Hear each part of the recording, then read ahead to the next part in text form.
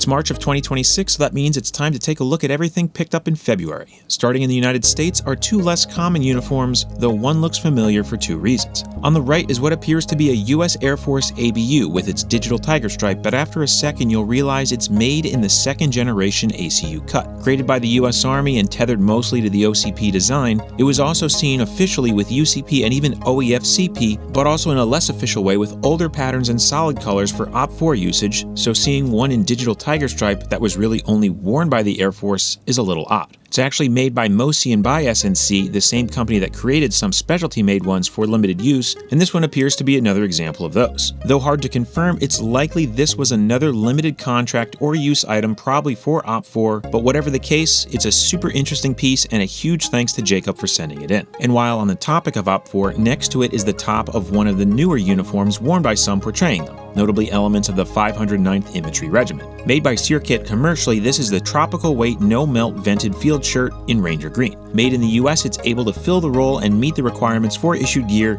even if it's on a small scale. Next up out of Asia is a brand new set of the Philippine Army Falarpat, or Philippine Army pattern. A design many have compared to the second RDA camouflage from Avatar 2 and 3, the design actually has something of a unique history, as when the Army was seeking out a new camouflage, they turned to the Canadian company Hyperstealth and a variant of their camo pat design. After a back and forth, they ended up more or less copying the design and changing it enough to make it its own thing. The story though is a bit more complicated than that and is certainly something worth going over in a fully dedicated video. To wrap things up are two pieces that were technically made in the United States with mostly US specifications, but were actually for Afghanistan and are unique for a few reasons. The US contracted a few types of uniforms for different branches and units, with the woodland set here being for the Army, while the tan trousers on the right were for the uniform police. Looking at the woodland set, they appear almost like ACUs but feature BDU style collars and cuffs, while the tan trousers are practically direct copies of BDUs. Between units, colors, and camouflage and cut style, there's quite a few of these out there, so tracking them down is a little tricky, especially when they're in unissued condition like these. But on that note, February is in the books, and as always, we'll be back next month. Until then, everyone.